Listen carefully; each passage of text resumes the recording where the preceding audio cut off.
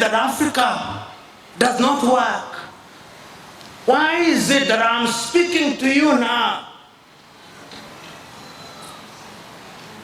Even what we call peace in many African countries is not peace, it's just silence.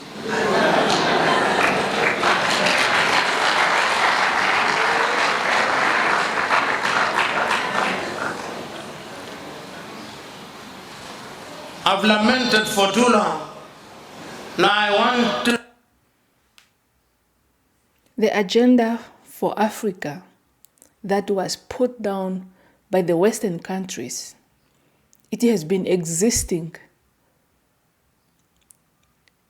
for a long time. So in fact, during the 5 years, 10 years of independence, most of the country, they do relatively well. Why?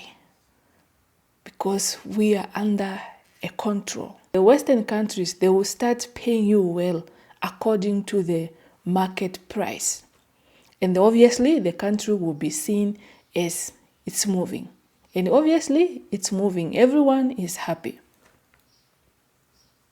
But they know that there will be a time that they are going to put an end, a stop to this.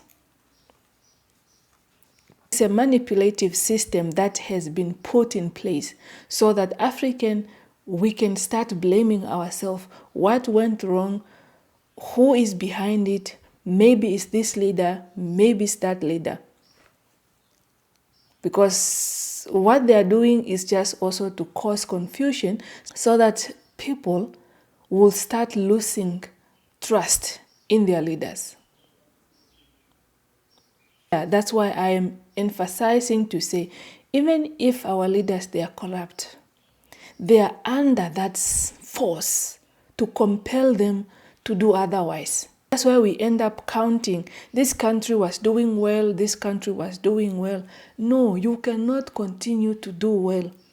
These people are having donation, they are having funds, they are having aid. Where are the aids going to if African countries, they start to do well? To talk about what it is that we can do. But before I do that, let us look at our continent, at this continent called Africa. That is the continent that we are talking about, my mother Africa. How are we going to make her work? I want you to look at her. Look at her in the Gambia. What does she produce? Groundnuts. That is assuming that the Chinese will not come out with plastic groundnuts soon. Then you wonder why we have Boko Haram, why they are recruits for Boko Haram and ISIS and Daesh. Go to Sudan and South Sudan, countries that are endowed with natural resources. Go to the Democratic Republic of Congo, a paradox and an irony at once, the richest country on earth in terms of natural resources. But who will allow Congo to be at ease? Who will allow her? Because in her state of confusion, she is a jungle from which you can hunt without consequence. So when one rebel group dies, another one is resuscitated. I know of no African country that makes weapons except South Africa. The others just make bullets. The Kenyans will make bullets. The Ugandans will make bullets, but they have no gun to use them and they import the guns. And yet the conflicts that are alive and well in Africa are legion. Ask the Central African Republic. They are conflicts which are no longer covered in the newspapers or in the media of the forgotten conflicts of Africa. Burkina Faso. And yet the African Union says that by the year 2020, the guns will be silent in Africa. 2020 is 28 days away from today. The guns will not be silent. And I'm saying this because to make Africa work, the guns must be silent. Because if the guns are not silent, our farmers will not grow crops. If the guns are not silent, our women will not go to the markets. If the guns are not silent, our resources will not be channeled in the right direction. The guns must be silent. We want to make Africa work. Will she work? Can she work? Yes, she can. But what are the fundamentals that must make Africa work? Let me remind you, Africa remains attractive. Why is Africa so attractive? Throughout the ages, it has always been attractive. It was attractive to the Portuguese and the Spaniards, but I'm not going to say that. It was attractive to the Arabs, but I'm not going to say that. It was attractive to the Jews, but I will not say that. What I'm going to say that is attractive again, it is so attractive that every 2 years the Japanese call our leaders to Japan. That is how attractive Africa is. They call them to Japan in order to discuss how Japan is going to work with Africa for the benefit of Africa. I do not believe it.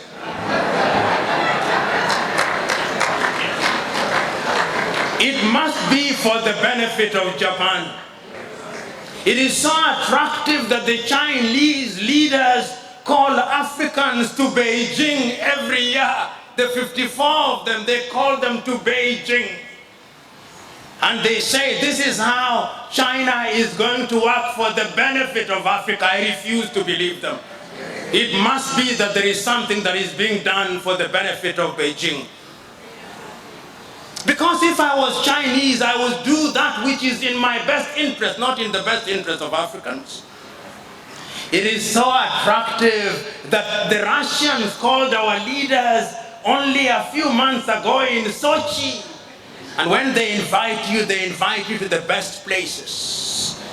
It is so interesting, so that the Russians can work with Africa for the benefit of Africa. That is how attractive Africa is.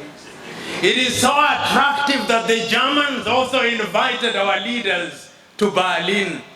It is so attractive that even the Arabs are inviting them to Doha, and that is how attractive it is. Have you ever heard the Latin Americans being invited? No, I did not hear. Have you ever heard the Arabs being invited? No. It is only Africans who are invited. That is how attractive Africa is. Is it a bad thing? Depending on what you think. We can use it to our own advantage, or we can allow them to use it to their advantage. You know, funny. This is very funny, because every year we have African countries that are traveling to Western countries to attend a meeting where they are being discussed. But the only group that is existing right now where African countries feel accommodated, feel welcome, is only BRICS. And it was very significant to the African people, because at least we have a sense of belonging to say, yes, there are people who are aligning with us. There are people who believe in us. All 54 countries, they have to go to one country in Europe to attend a meeting where they are being discussed. Why can't they do it in Africa? Why can't they do it in African Union building? When I look at Africa, and I look at her in the continent, in the context of how attractive she is, another word comes to my mind called globalization. When we talk about globalization, you talk about globalization as if it were a new word. It is not. Africans were once globalized as a commodity in the slave market. We were sold everywhere in the world. That was globalization. globalization. Then we were globalized again through colonization. Then we were globalized again through neo-colonization. Now we are being globalized in the context of opening our markets. It is Mwalimu Julius Kambarage Nyerere who in one of his many enlightened moments said, when I hear the Europeans saying that we should open our markets in the name of globalization and they say that the rules are the same, I laugh, Mwalimu said. And he said, it is like a boxing match. The rules are the same. But you don't put a heavyweight boxer and a lightweight boxer and say the rules are the same. It is murder.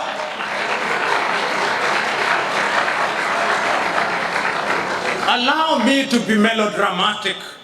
You imagine the United States of America with a GDP of anything between 14 trillion and 15 trillion is now entering into a bilateral arrangement with Lesotho, whose GDP is 2 billion.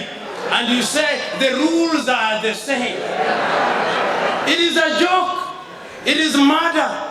Because the revenue that is generated by the city of Los Angeles alone in one day is more than the GDP of Lesotho. So we are being told to open our markets, and when we opened our market, you saw what happened?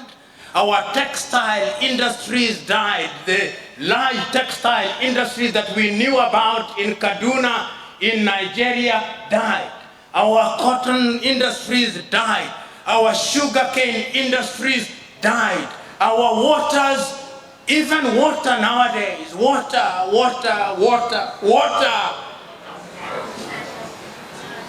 Dasani, Coca-Cola gives us water.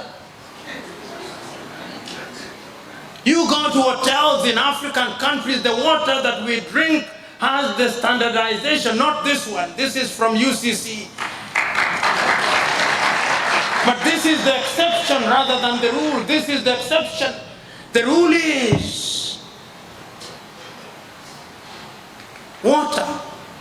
Dasani, sitting in Atlanta, Georgia, determining what water we take, we of the middle class. Making Africa work is my subject.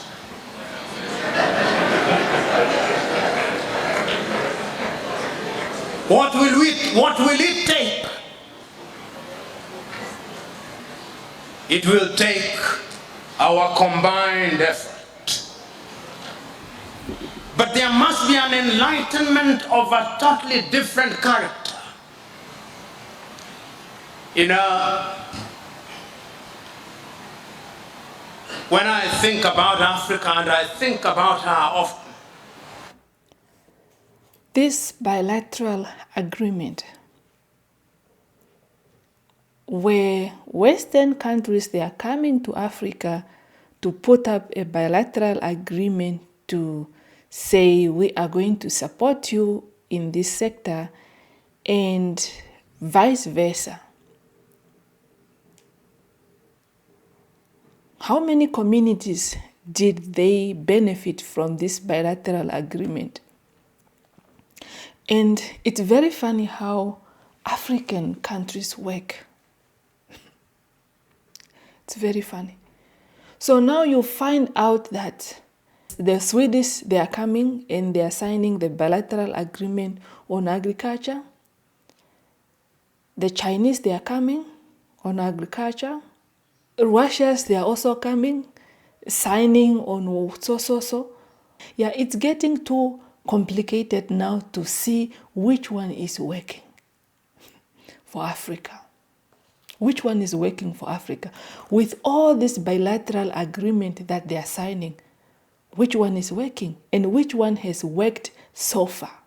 You sign a bilateral agreement with China, yeah, for them to bring in goods to sell in your country. But you know what you want. You know what is your problem. You have people who can tailor, who can manufacture certain product. But instead of the leaders to say, no, we don't want, if that is the case, why can't Chinese be given a certain period to stay in a country? For 10 years. Come in, sell your good, then another 10 years is our turn. That's why these things, you don't know, this bilateral agreement, you don't know if it's working or it's not working, because they're bringing too much confusion and laziness in our people. So sometimes Africa, Mama Africa. And I ask myself, Mother Africa, how will you be 100 years from today? And I remember the great Sudanese poet, Alpha Ituri, writing about Africa. He says, oh, Mother Africa, how are you?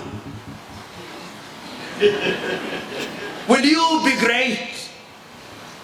You, Mother Africa, where your rebels have gained power and rebuilt, and they have destroyed what they rebuilt. Mother Africa, will you be great? You, Mother Africa, Faituri asks, you, the home of great rivers, will your sons ever fish in your rivers? Faituri asks, you, Mother Africa, whose belly is laden with all things known as natural resources, will you ever give meaning to them? Faituri asks, oh, Mother Africa, are you waiting for Godot? Mother Africa, I believe that Africa can be made great again. But remember, I said that Africa took the view that she could grow regionally. That is where I went on a tangent. Now I come back. So the East African community was there, South African development community was there. We had COMESA, we had IGAD, we have ECOWAS, we had Central African Organization, we had the Maghreb, we had the Sahelians. All these attempts have been made, and somehow Africa is still punching below her weight. Let us look at the different sectors so that we are better able to appreciate what Africa can be. And I believe that Africa can be great. I believe that Africa is capable of looking at our agriculture, because if a people cannot feed themselves, they cannot be at the dinner table of civilization. Today, Africa cannot feed herself. Here in Ghana, they love rice. They produce a little and import most. Here in Ghana, they love ketchup, but I suspect they import some. Here in Ghana, they love chicken. They produce some, but I suspect they import some. In Nigeria, I suspect they love meat, and I suspect they import some. They love rice. Here in Ghana, I know they produce cocoa and they love chocolate, but the chocolate they make, they don't like very much. They import chocolate from Switzerland. So until the day that we begin to like what we produce, so that we add value, I look forward to the day when the greatest chocolate making factories will be here in Ghana, and the next will be in Togo, and the next in Cote d'Ivoire. It can be done. Which calls into question what our universities of agriculture doing. Are they involved? Are they included in the agenda of making Africa great? And I'm saying that history has demonstrated that when people decide to work in agriculture, they can actually do something about it. I remember so very vividly in your own Malawi, when President Mbingu wa Mutharika took power, he took the view that he could improve agriculture in Malawi. He took the view that he could produce enough maize. He took the view that Malawians could do it, and you will agree with me, they did it. It was done in Malawi. Why can it not be done now?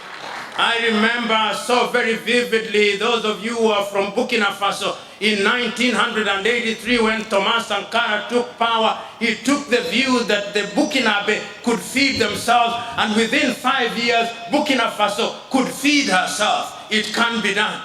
I know that right now, I remember so very vividly in Zimbabwe when President Mugabe took power, and even before then, during the first 5 years, Mugabe's government was capable of producing enough maize to be consumed in Zimbabwe and enough cotton to make clothes. Today, as I speak to you now, the Zimbabweans are under threat of starvation. What happened? It can be done in Zimbabwe, and I believe that it must be done if Africa is to work. Africa can work in agriculture. Africa can work in innovation. I'm very glad that in the last 1 year in Makerere, Uganda, they have come up with a solar-powered bus. Ugandans can do it. I'm very glad that in Nigeria, only last week they unveiled a car that is made out of hydrocarbons. Nigerians can do it. I'm glad that in Morocco now they have the largest solar plant in the world. It can be done. I'm glad that in my own Kenya they now have one of the largest wind farms which generates power. It can be done. As I draw to the conclusion of my intervention, I now want to talk of the new threats. How can we make? A lot of writing has been done in the recent past about Africa. There are certain things that Africa must do, and there are certain things that Africa must not do. The belief that we can borrow money from multilateral institutions and become rich is misguided. Zambia's Dambisa Moyo in a book, Dead Aid, tells us it cannot be done. That is the route not to take. What is the danger of other powers operating in Africa? Do they threaten our being? And I'm now talking about China. China is a very interesting country from which there's a lot of things to learn. But she's also a danger to the continent if we are not careful.